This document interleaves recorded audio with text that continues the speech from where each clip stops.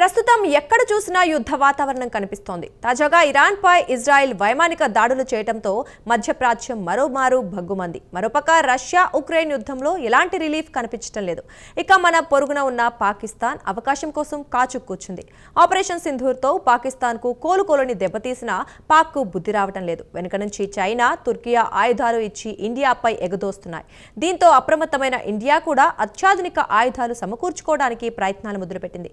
దేశీయంగా యుద్ధ విమానాలు తయారు చేయడంలో జాప్యం జరుగుతుండటంతో ఇక ఇజ్రాయెల్ సహకారంతో అత్యాధునిక ఆయుధాలను సమకూర్చుకొని పాకిస్తాన్ కానీ చైనా కానీ యుద్ధానికి దిగితే ధీటుగా జవాబివ్వాలనుకుంటోంది.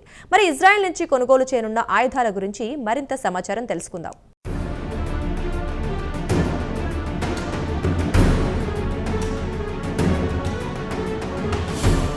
ఆపరేషన్ సింధూర్ తర్వాత ఇండియా సత్తా ఏంటో యావత్ ప్రపంచానికి తెలిసి వచ్చింది. అయితే ఇండియాపై యుద్ధానికి ఎగదోయడానికి పాకిస్తాన్కు వెనుకుండి చైనాతో పాటు తుర్కియా పెద్ద ఎత్తున ఆయుధాలు సమకూర్చుతోంది. ఇటీవల ముగిసిన యుద్ధంలో తుర్కియా పెద్ద ఎత్తున డ్రోన్లను పాకిస్తాన్కు సమకూర్చి పెట్టింది. కాగా ఈ డ్రోన్లను ఇండియా ఎయిర్ డిఫెన్స్ సిస్టమ్ గాల్లోనే ధ్వంసం చేసింది. చైనా ఎయిర్ డిఫెన్స్ సిస్టమ్ను పాక్కు ఇచ్చింది. దీంతో అప్రమత్తమైన ఇండియా ముందు చూపుతో మరిన్ని యుద్ధ విమానాలను కొనుగోలు చేయాలని నిర్ణయించుకుంది. ఇక ఇండియా విషయానికొస్తే హిందుస్థాన్ ఏరోనాటిక్స్తో పాటు జనరల్ ఇంజనీరింగ్పై ఎక్కువ ఆధారపడాల్సి వస్తోంది. ఇండియన్ ఎయిర్ ఫోర్స్ వద్ద శత్రువులను ఎదుర్కోవడానికి పెద్ద ఎత్తున యుద్ధ విమానాలు లేవు. దీంతో ఇండియన్ ఎయిర్ ఫోర్స్ యుద్ధ విమానాల కోసం హెచ్ఏఎల్పై ఆధారపడాల్సి వచ్చింది. దేశీయంగా కంపెనీ అయిన హెచ్ఏఎల్ పూర్తి స్వదేశీ పరిజ్ఞానంతో యుద్ధ విమానాలను తయారు చేస్తోంది. అయితే ఇండియన్ ఎయిర్ ఫోర్స్కు ఇవ్వాల్సిన యుద్ధ విమానాల డెలివరీలో తీవ్రమైన జాప్యం జరుగుతోంది. ఇప్పటి వరకు పలు డెడ్లైన్స్ దాటిపోయింది, అయినా డెలివరీ చేయలేకపోయింది. ఇక ఇండియన్ ఎయిర్ ఫోర్స్ వద్ద ఉన్న యుద్ధ విమానాలకు అప్గ్రేడ్ చేయాలంటే అమెరికాకు చెందిన జనరల్ ఇంజనీరింగ్ లేదా జీఈ ఇంజిన్లను సమకూర్చాల్సి ఉంటుంది. ఇక జీఈ కూడా తీవ్రమైన జాప్యం చేస్తోంది. ఇప్పటికే పలుమార్లు డెడ్లైన్లు దాటిపోయాయి.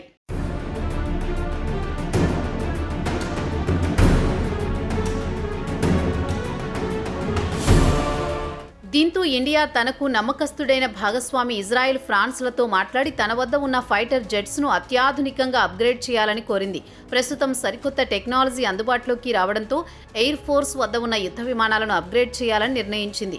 వాటికి ఏఈఎస్ఏ రాడార్ టెక్ నుంచి కొత్త జెట్ ఇంజిన్లకు వరకు బిగించాలని కోరింది. ఆపరేషన్ సింధూర్ తర్వాత ఇండియా వద్ద ఉన్న యుద్ధ విమానాలను అత్యాధునికీకరించాలని రక్షణ మంత్రిత్వ శాఖ నిర్ణయించింది. తేజస్ MK-1 లాంటి యుద్ధ విమానాలకు ఇజ్రాయెల్ టెక్నాలజీతో అప్గ్రేడ్ చేయనున్నారు. కాగా ఇండియా విన్నపాన్ని అంగీకరించిన ఇజ్రాయెల్ ఈ నెలాఖరు నాటికి ఇండియన్ ఎయిర్ ఫోర్స్కు అడ్వాన్స్డ్ LCA తేజస్ MK-1తో అప్గ్రేడ్ చేయనున్నారు. ఇజ్రాయెల్కు ఏడాది క్రితం ఇచ్చిన ఆర్డర్ ఈ నెలాఖరు నాటికి డెలివరీ అయ్యే అవకాశం ఉందని వార్తలు వస్తున్నాయి.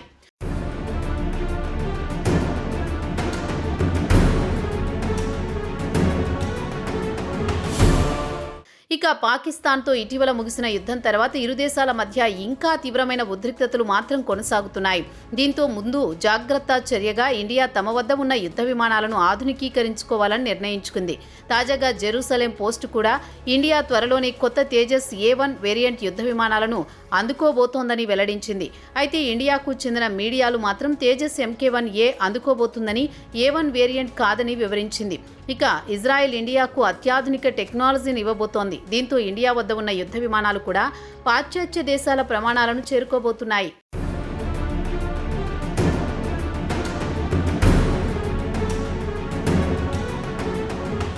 ఇక ఈ జెట్ ఫీచర్ల విషయానికొస్తే ఏఈఎస్ఏ అంటే యాక్టివ్ ఎలక్ట్రానికల్లీ స్కాన్డ్ ఎర్నే అంటారు. దీని రాడార్ను ఎల్టా సిస్టమ్ డెవలప్ చేసింది. ఇది ఇజ్రాయెల్ ఏరోస్పేస్ ఇండస్ట్రీకి చెందిన అనుబంధ సంస్థ.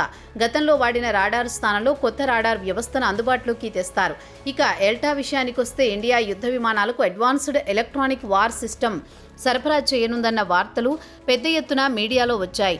అత్యాధునిక టెక్నాలజీతో పైలట్ పలు రకాలుగా లబ్ధి పొందుతాడు. పైలట్ ధరించే హెల్మెట్ ద్వారా చీకట్లో కూడా రేడియో సిగ్నల్ ద్వారా శత్రువుని తేలిగ్గా గుర్తించి దాడులు చేసి సురక్షితంగా బయటపడవచ్చు. ఏకకాలంలో పలు రకాల లక్ష్యాలను ఛేదించవచ్చు. శత్రువు డ్రోన్లను కూడా ధ్వంసం చేసే టెక్నాలజీ ఇజ్రాయెల్ ఇండియాకు ఇవ్వడానికి అంగీకరించింది. దీన్ని ఇజ్రాయెల్కు చెందిన ఎల్బీట్ సిస్టమ్ అభివృద్ధి చేసింది.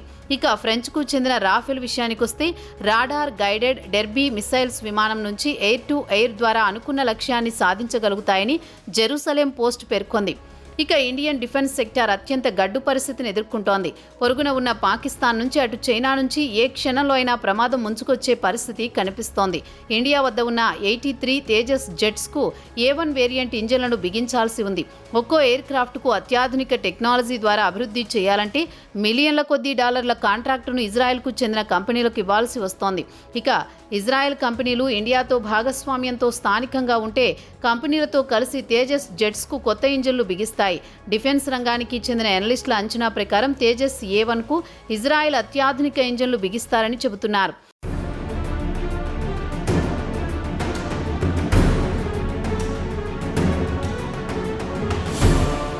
ఇక తేజస్ యుద్ధ విమానాలు అందుబాటులోకి వచ్చిన వెంటనే ఇప్పటి వరకు ఉన్న పాత యుద్ధ విమానాలు MiG-21, జాగ్వార్ యుద్ధ విమానాలను కూడా ఆధునికీకరించడం జరుగుతోంది. వాటిని ఆధునికీకరించాలంటే పలు ఇబ్బందులు ఎదురవుతాయి. త్వరలోనే వాటిని కూడా ఆధునికీకరించే అవకాశాలున్నాయి. ప్రస్తుతం ఇండియన్ ఎయిర్ ఫోర్స్ వద్ద 31 ఫైటర్ స్క్వాడ్రన్లు ఉన్నాయి. వాస్తవానికి 42లో యుద్ధ విమానాలు ఉండాలి. దీనికి కారణం దేశీయంగా ఎయిర్ క్రాఫ్ట్ల ఉత్పత్తిలో తీవ్ర జాప్యం జరగడమే కారణంగా చెబుతున్నారు రక్షణ రంగానికి చెందిన వర్గాలు. ఇక ఎయిర్ ఫోర్స్ వద్ద ఇప్పటికే 40 తేజస్ ఫైటర్ జెట్స్ ఉన్నాయి. ఇవన్నీ దేశీయంగా తయారు చేసినవే. అయితే వీటిని కొత్త ఇంజన్లతో ఆధునికీకరించాల్సి ఉంది. అమెరికాకు చెందిన జనరల్ ఎలక్ట్రిక్తో పాటు గతంలో ఇజ్రాయెల్ కూడా విడిభాగాలను తయారు చేసి ఇవ్వడంలో జాప్యం జరిగింది.